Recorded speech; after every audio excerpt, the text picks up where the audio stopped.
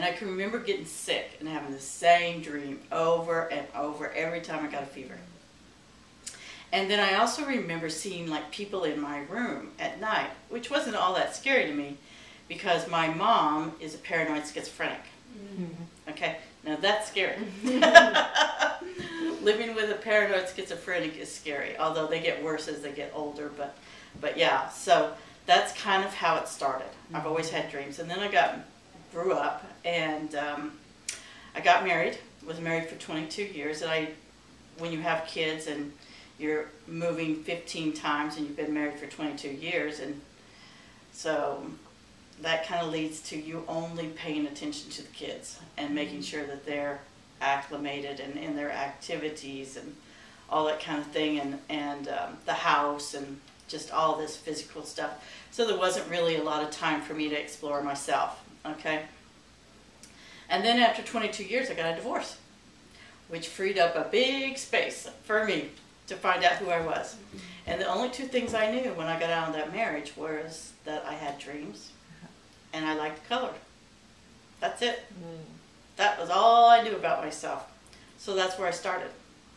And I was in therapy for 3 years, and she encouraged me to find out about my dreams. Now, finding out about your dreams and reading the definitions in a book is one thing.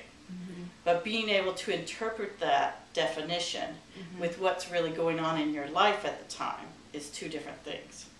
Not to mention that there's so many dream books out there, and they're so negative in their interpretation, and none of that ever really worked for me. I couldn't understand how you could be having dreams and that they could represent something negative going on. That just didn't sit right with me. So I looked around for a long time, and I finally found a book that was more geared towards positive meanings of dreams. And I went with that, and that's kind of where I started, was learning about myself through dreams and through color. Understanding what colors meant and how interpreting that into your life too. So then I was encouraged to go and take a class by a man named Eamon Downing. And he is from Arthur Findlay College, which is outside of England. And he comes to the United States about 4 or 5 times a year, and he gives classes. So I went to take my first class with him, not knowing anything about this. I had no idea. It was just suggested to me to go and take this class with him, knew nothing. So I walked down to this class, and it's in a walkout basement, and everything's white in there, white floors, white ceilings, white chairs, white walls, and it's very light and airy. But when I walked down, it felt like, whew, like my head had just come off, like very lightheaded, very lightheaded. And I was like, what is that? So I went and I sat as far away from the door as I could in a corner.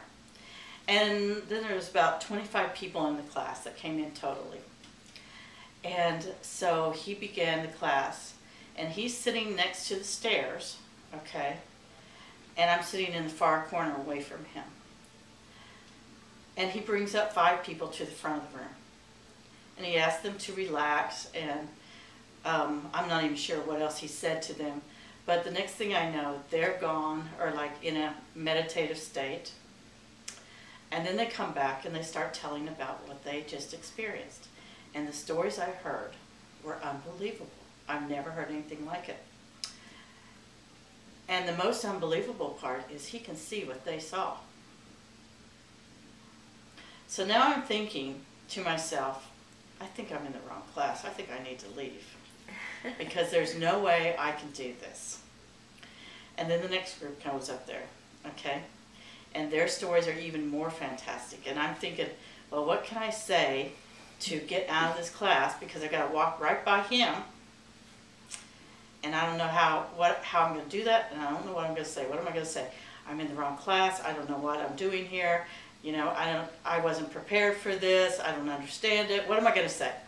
So I figure I can't get enough courage to do this. So I've got to sit here. So now the 4th group has come back, and they've told what they saw and experienced, and it's even more fantastic than the first group. So now the next group goes up there. And they come back, and now by this time I'm trying to think up a story that I can go up there and say, okay? Because I know that there's no way that this is going to happen for me, because I don't even know what they're doing. I have no idea. So I'm trying to think up this story, and the third group comes back, and their stories are even more fantastic, and oh my gosh, and it's like becoming so overwhelming, okay, that I can't even think now. So the fourth group goes up there, and I know I'm in the next group because only 5 people left. And so I know I'm going the next one, and I'm like thinking to myself, okay, what am I going to do? I'm just going to think up a story when I get up there. That's what I'm going to do. I'm going to sit as far away from him, and I'm going to think up a story when I get up there. So I sat there, and I heard their stories, and then it's my turn. So I sat as far away from Eamon as I can get. He's on the stairs. I'm as far away from him as I can get.